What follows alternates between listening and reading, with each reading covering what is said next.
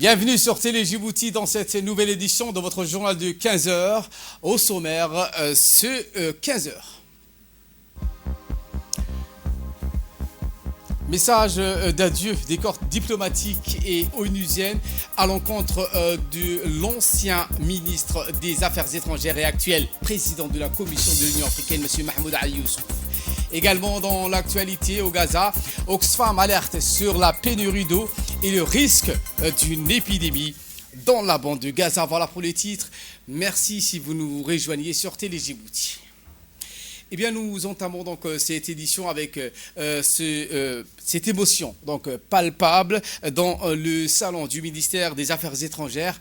Aujourd'hui, un hommage appuyé a été rendu à l'un des plus fins artisans de la diplomatie régionale, Mahmoud Ali Youssouf, désormais appelé donc à présider la destinée de la Commission de l'Union africaine. Une délégation des corps diplomatiques conduite par le doyen des ambassadeurs, l'ambassadeur du Yémen, s'était réunie donc pour une double mission, celle de féliciter celui qui a incarné donc la scène internationale et lui adresser leur adieu alors qu'il s'apprête donc à occuper l'un des postes les plus stratégiques du continent. Lors de la rencontre empreinte de solennité, les diplomates présents donc n'ont pas tari d'éloges sur celui qu'ils considèrent comme un homme de consensus et de vision. Son habileté à naviguer dans les eaux souvent troubles de la diplomatie régionale a été également saluée, tout comme son engagement indéfectible en faveur du multilatéralisme. Nombreux sont ceux qui ont donc rappelé l'empreinte laissée par Mahmoud Ali Youssouf au sein du système des Nations Unies et les diverses organisations internationales avec lesquelles donc il a su renforcer un partenariat stratégique et divers. Dans un contexte de mutation géopolitique et des défis sécuritaires croissants sur le continent, son expérience sera donc un atout décisif pour l'Union africaine. Son passage à la tête de la diplomatie djiboutienne aura été marqué également par une approche pragmatique et visionnaire. Que ce soit sur les questions de sécurité en mer Rouge, les efforts de la médiation en Somalie ou encore les enjeux de développement dans la Corne de l'Afrique, son rôle a été crucial. Écoutons donc le président de la Commission de l'Union africaine, M. Mahmoud Ali Youssouf.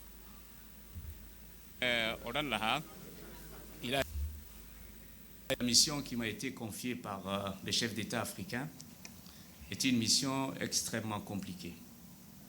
Les défis qui m'attendent sont titanesques.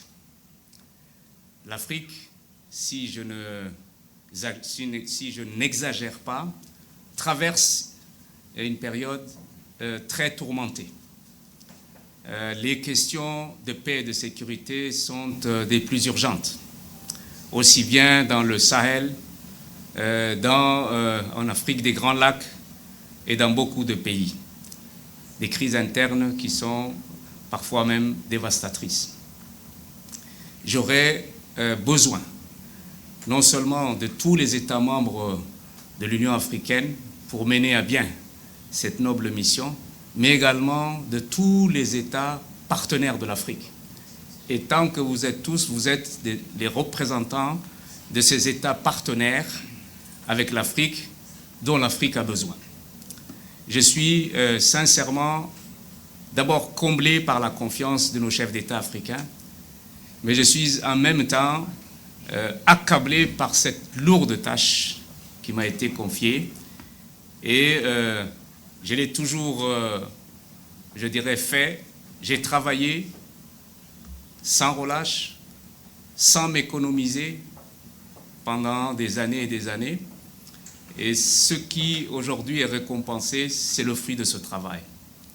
Un travail, je dirais, qui nous a permis, nous, en tant que République de Djibouti, tout petit pays du continent africain, d'être salués pour la sagesse du président de la République, le président Ismaël Omar Guelleh, sa politique de paix et de stabilité, son ouverture sur le monde et surtout, il a transformé ce pays en pays contributeur de la paix et de la stabilité pour l'Afrique et sur le continent, dans le monde de manière générale. Firdaus Hussein nous a rejoint sur ce plateau donc pour revenir avec nous sur cet événement du président de la Commission de l'Union africaine, M. Mahmoud Ali Youssouf, donc, qui a aujourd'hui été aux côtés des représentants du système des Nations Unies.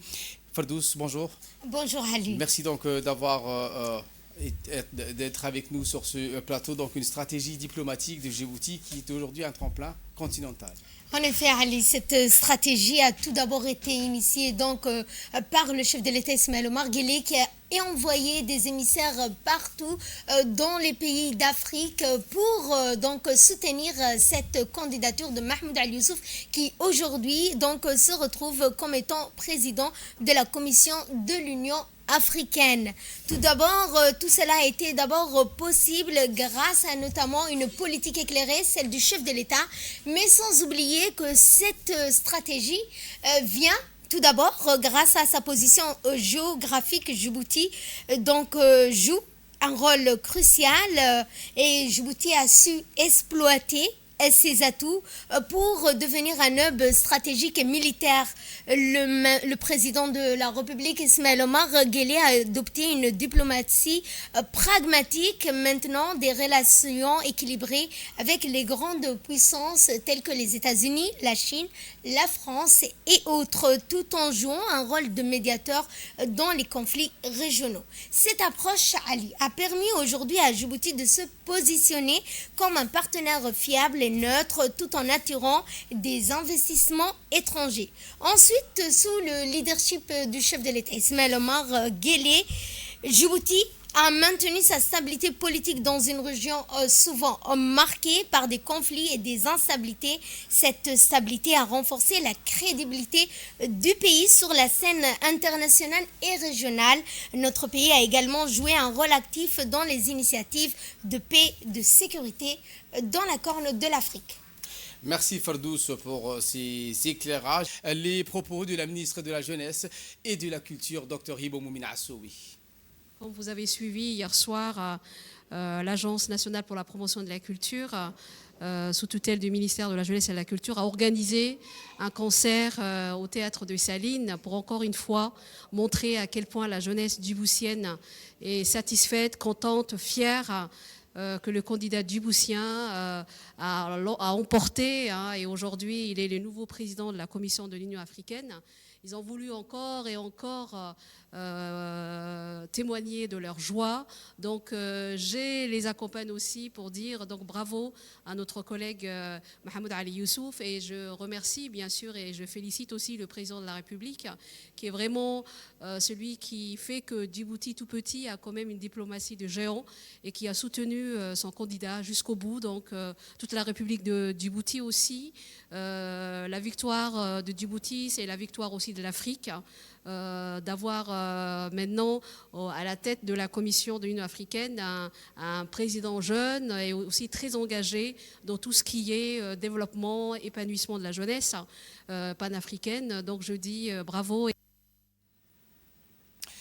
Eh bien, en bref, et en image avec le ministre de l'Intérieur, M. Saïd Nouh Hassan, qui a participé donc à la 42e session ordinaire du Conseil des ministres arabes de l'Intérieur, tenue le 16 février au siège de l'organisation à Tunis. Lors de la réunion, le ministre était accompagné d'une délégation composée des conseillers techniques en matière de sécurité et de coopération arabe. La réunion annuelle qui regroupe des ministres de l'Intérieur des pays arabes représente une occasion pour échanger les points de vue sur la situation régionale et les nouveaux défis en matière de sécurité.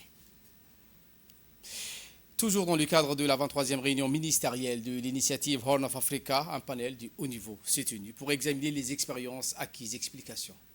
Dans le cadre de la 23e réunion ministérielle de l'initiative Horn of Africa, un panel de haut niveau s'est tenu pour examiner les expériences acquises et définir les perspectives futures de cette initiative stratégique. Le panel a permis aux ministres de partager leurs expériences respectives concernant la mise en œuvre de cette initiative visant à renforcer la coopération économique et à promouvoir le développement durable dans la région. Les discussions ont mis en lumière l'importance d'une approche régionale coordonnée pour relever les défis économiques, sociaux et environnementaux spécifiques à la Corne de l'Afrique. Les ministres ont également convenu que malgré les avancées significatives réalisées ces dernières années, plusieurs obstacles demeurent. Parmi ceux qui figurent notamment l'accès limité au financement, les difficultés d'intégration des infrastructures transfrontalières et les défis liés à l'accès aux marchés régionaux et internationaux.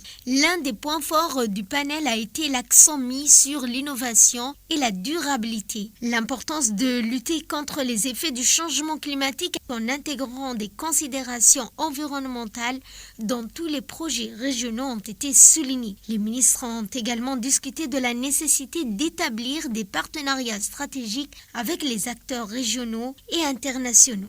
La coordination accrue entre les pays de la région a été unanimement reconnue comme un facteur clé de succès pour atteindre les objectifs ambitieux fixés. Et de là, nous passons en nouvelles du monde, au Gaza, Oxfam, donc, qui alerte sur la pénurie d'eau et de risque d'épidémie. Explication. L'aide humanitaire, notamment l'approvisionnement en carburant pour les installations d'approvisionnement en eau, a légèrement amélioré l'accès à l'eau potable dans certaines parties de Gaza. 15 mois d'attaques militaires israéliennes ont détruit 1675 km de réseau d'eau et d'assainissement. Dans les zones les plus touchées, seuls 7% des niveaux d'eau sont disponibles, ce qui accroît le risque de maladie. Dans le nord de Gaza, presque tous les puits d'eau ont été détruits, privant 700 000 habitants d'accès à l'eau. À Rafah, plus de 90% des puits et de réservoirs sont endommagés et la production d'eau a chuté, atteignant seulement 5% de sa capacité d'avant-guerre. Voilà pour l'essentiel de ce 15h. Merci de votre fidélité. Restez avec nous, le programme continue sur Télé Djibouti.